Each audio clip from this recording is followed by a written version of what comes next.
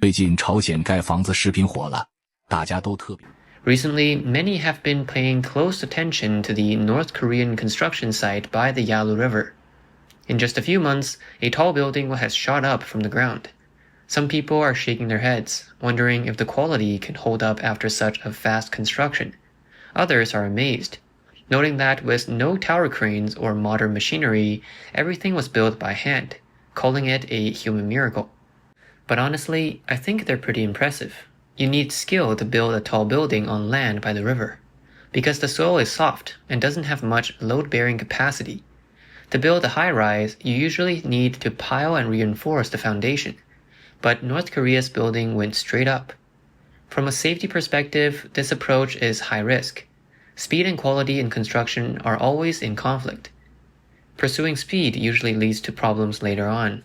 Construction materials, techniques, and overall safety are all key factors that affect the building's quality. In these fast-paced construction projects, to catch up with the schedule, many steps may be skipped or simplified. This speed comes with a certain level of risk. 你说朝鲜对面的楼是不是面子工程？ Do you think the building across from North Korea is just for show? Construction on this building started in September last year, after heavy flooding in Dandong destroyed many old buildings. Since then, North Korea has been rapidly rebuilding. In just over 3 months, nearly 100 buildings were constructed, all with brick and mortar structures. North Korea is relatively underdeveloped, so they don't use concrete. Almost all buildings are made of brick and mortar and built by hand. But I'm puzzled. I haven't seen any heating systems or water installations. If there's no heating, no hot water, and no running water in the buildings, how do people live there? Is this just a showpiece for China or other countries? This man described the major flooding disaster that occurred in North Korea last year. According to Daily NK, the flooding along the Yalu River caused extensive damage to homes in parts of northern Pyongyang province and Ryanggang province. The Pyongyang authorities mobilized over 120,000 people within 4 months to undertake large-scale reconstruction efforts. North Korean leader Kim Jong Un personally promised to initiate an astonishing North Korean speed, completing disaster-resistant housing in just 4 months, designed to last 50 to 100 years. North Korean state media loudly acclaimed that the affected areas had been transformed into model socialist villages admired by the world. But many residents are concerned about the quality of the buildings, given that high-rise buildings were rapidly constructed in just 3 to 4 months. One commenter noted, "I've watched several videos since construction began, and I can't shake the feeling that their buildings are crooked and uneven. The technology seems underdeveloped." 都说朝鲜盖房子艺高人胆大。 They say when North Korea builds, the workers are skilled and fearless. Let's take a look at some of the daring moments of North Korean construction workers. One worker was finishing the top of a 16-story building without any safety ropes. He worked skillfully, carrying materials and even climbing down from the roof without a safety rope. This worker was on the 16th floor, climbing over walls without safety ropes. His confidence was impressive. When he got tired, he calmly rested on a wooden scaffold. Even though the boards were shaking, it's nerve-wracking to watch. After the new homes were completed, Kim Jong Un attended a grand ribbon-cutting ceremony. Many residents moving into their new homes were reportedly moved to tears, complained about leaking roofs, cracked walls, and poor heating in winter, making living conditions difficult. Photos obtained by Daily NK show severe external damage to the buildings, and many residents had to install their own chimneys because the original designs failed to vent smoke properly, even causing leaks when it rained. The glass windows, made with domestically produced materials, were of poor quality and cracked easily due to their low resistance to cold weather. Many residents have replaced the glass with plastic sheets. Of even greater concern is the fact that most North Korean homes use an ondo heating system, which requires burning coal or firewood to heat the floors. If the floors aren't properly sealed or the smoke ducts are poorly designed, carbon monoxide can seep into the homes, which can lead to poisoning. Such incidents have occurred in North Korea before, but have not been addressed. Residents revealed that as these homes were built hastily in just 4 months, they are unable to withstand the harsh winter. One resident angrily stated that the factories providing the glass and cement focused on quantity over quality. Construction supervisors were more concerned with meeting deadlines than maintaining standards, resulting in homes that were worse than warehouses. Those living on higher floors especially complained that their homes were worse than straw huts, with drafts and rainwater leaks. Due to a shortage of building materials and tight deadlines, workers could only rush through construction, leading to poor quality. Some construction workers are even worried that they will be investigated and punished due to the substandard work. 谁能想到朝鲜盖房子 Who would have thought that it took North Korea only 3 months to build a modern housing complex from a small simple house? You might think it's special effects, but no, they actually built it. The speed was incredible, but the process of topping out the building was shocking. Without modern tools, the way they topped out the building was very basic. The boards were manually lifted and pulled up with ropes. Workers lifted steel plates one by one to the top floor to finish the roof. Honestly, modern construction doesn't look like this. Even more surprising is that they didn't use the usual concrete or tiles for the roof. Instead, they used a whole steel plate, like a handmade tin house evolution.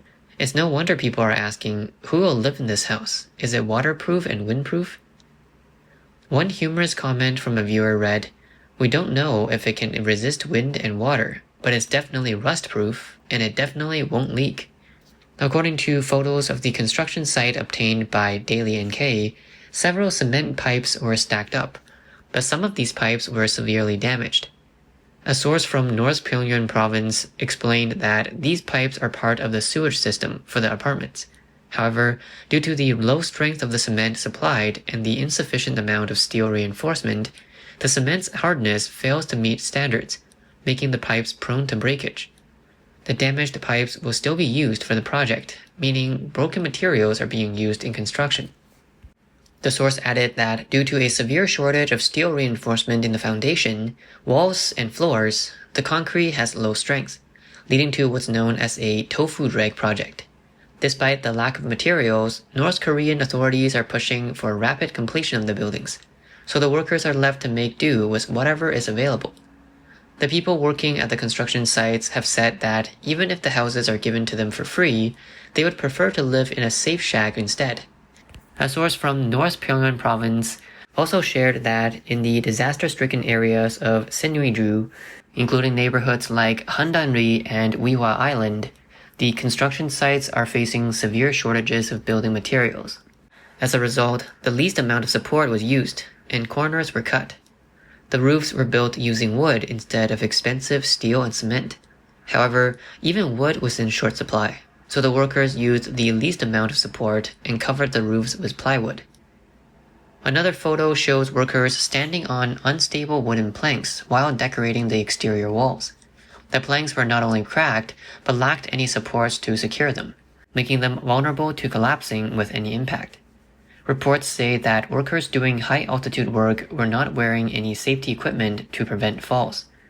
The source mentioned that worker safety is not a priority. Completing the project on time is what matters most.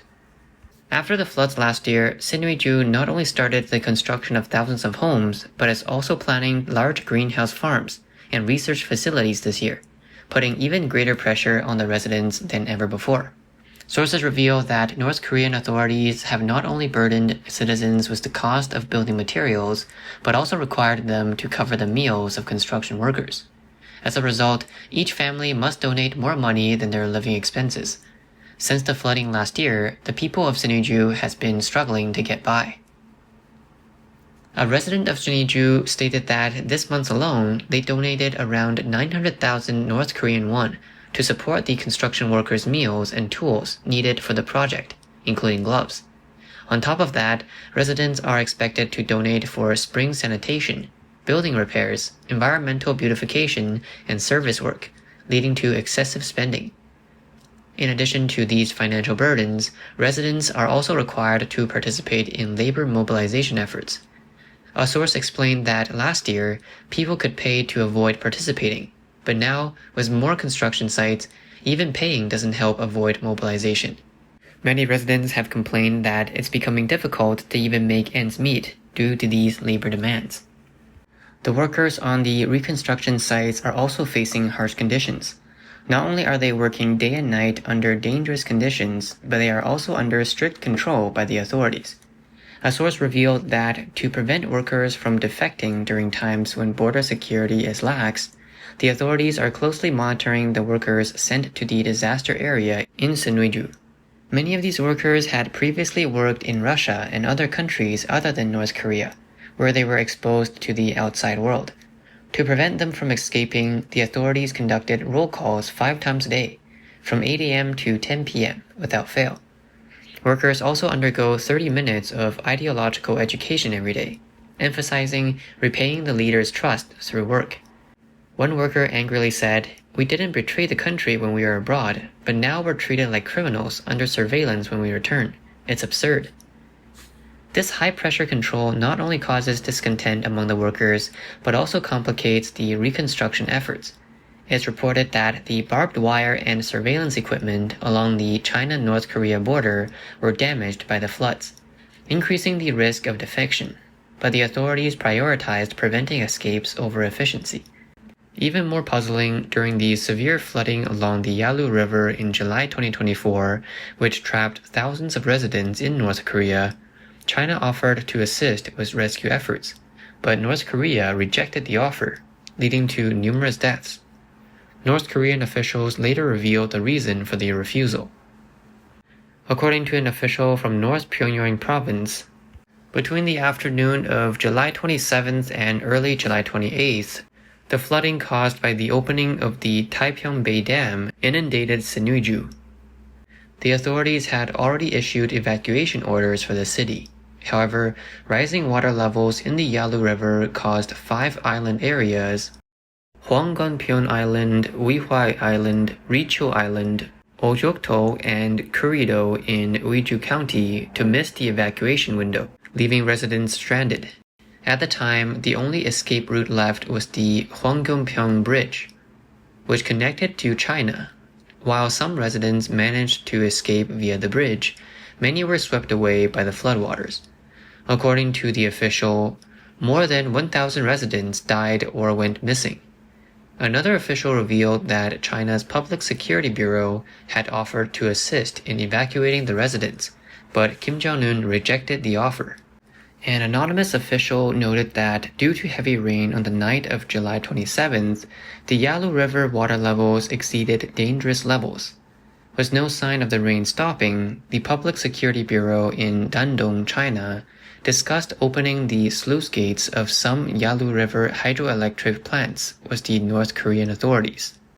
But opening the sluices required China's approval, and releasing the water during the flood would cause severe damage to the islands downstream. The Public Security Bureau expressed willingness to help transfer the residents safely to China, but Kim Jong Un rejected the offer after receiving the report. The official explained that Kim Jong Un refused the offer because he feared that if residents were evacuated to China, they might escape to South Korea. As a result, the evacuation was delayed until dark, making helicopter rescue impossible. North Korea's rescue operations didn't begin until 6:30 a.m. on July 28th. Kim Jong Un arrived at the site an hour and a half later, but by then the rain had stopped, and the floodwaters were already receding. According to North Korean state reports, the flood had submerged at least 4,100 homes and 3,000 hectares of land, including railways and other infrastructure. The reports also stated that around 5,000 residents in the Sinuiju area were trapped. Kim Jong Un criticized the responsible authorities for failing to accurately assess the number of disaster victims, which led to more people being rescued than originally reported. Daily NK Japanese edition's editor-in-chief, Kong Yong-gi, stated that while North Korean state media reported Kim Jong Un's visit to the disaster areas and the involvement of military helicopters in rescue efforts, Korean media obtained the true devastating details of the disaster.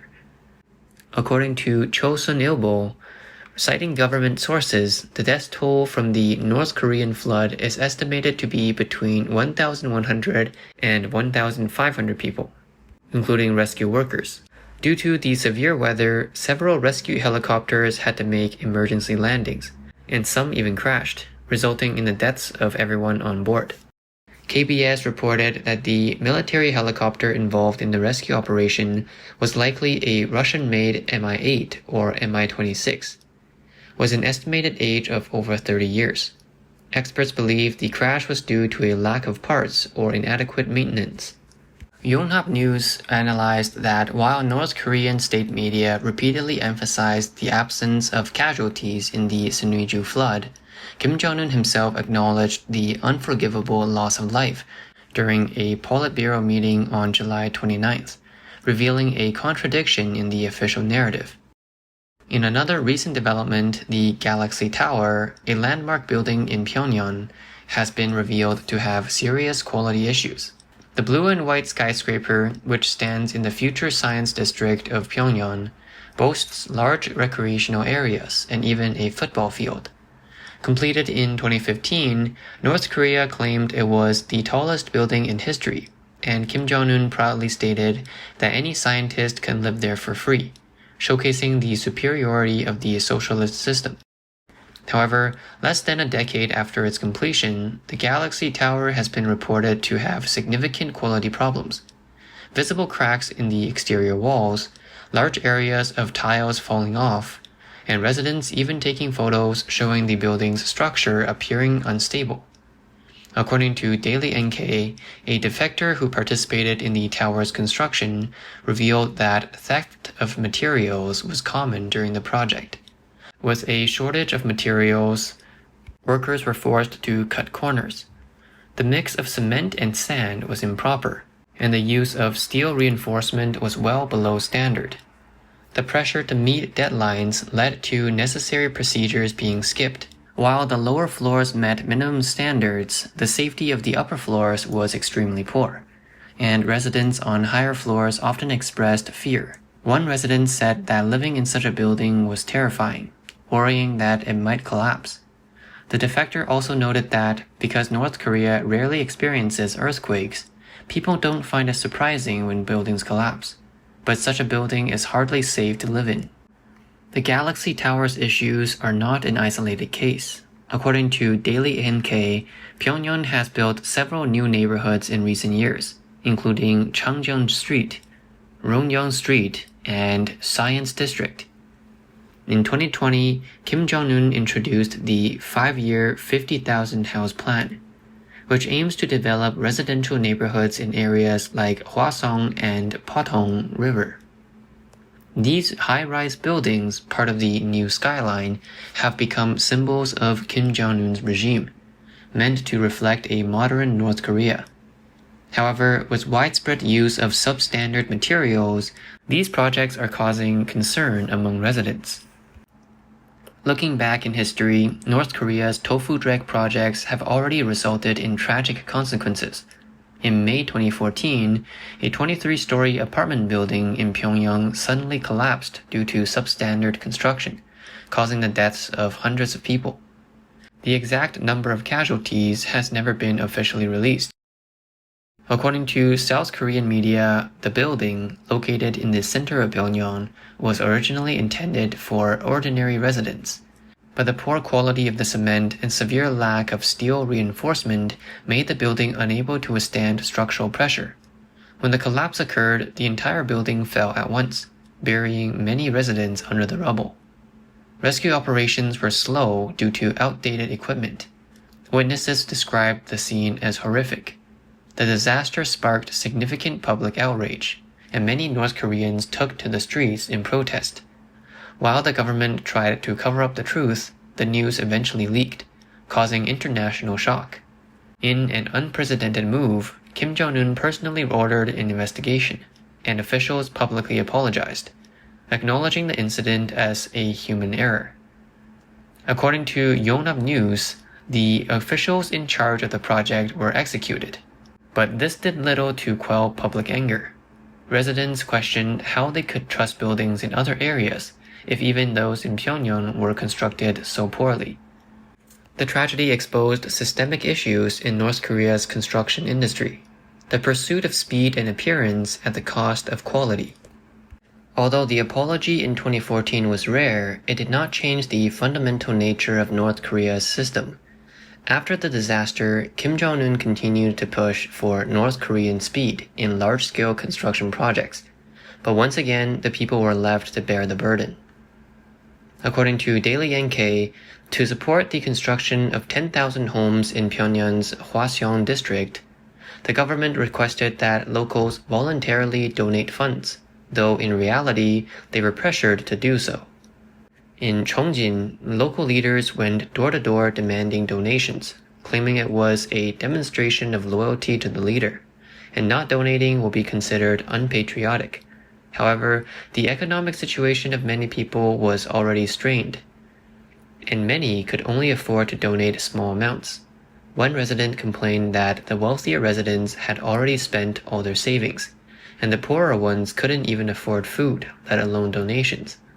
Under this pressure, the donation participation rate was extremely low, and local leaders even had to beg residents to donate. As a country in the socialist camp alongside China, North Korea's Tofu-Dreg projects have striking similarities to China's many vanity projects. Both are centered around the leader's glorious image, disregarding the well-being of the people in favor of flashy, impractical projects. Despite North Korea's population of only 25 million, the country spent a huge amount to build the world's largest football stadium, the Ryanggang 1st of May Stadium, which can hold about 114,000 spectators. Another example is the Huichun power plant, which was originally scheduled for 10 years of construction, but it was rushed to meet Kim Il-sung's 100th birthday. The result was a leaking dam, making it another Tofu-Dreg project. Under the CCP's rule, China has experienced similar issues, from high-speed rail accidents to bridge collapses, all exposing the system's disregard for public safety. Communism may preach people first, but in practice, it places the people in danger, prioritizing regime stability and the leader's prestige. The root of these empty promises lies in the inherent flaws of the communist system. For political needs, leaders blindly pursue speed and appearance, disregarding the quality and actual needs of projects. These projects are completed at amazing speeds, but they sacrifice quality and safety. On a deeper level, the evil of communism lies in its oppression of human nature and its cover-up of the truth. North Korean authorities force people to donate money, mobilize labor, and even reject foreign aid during a disaster, simply out of fear that people might escape.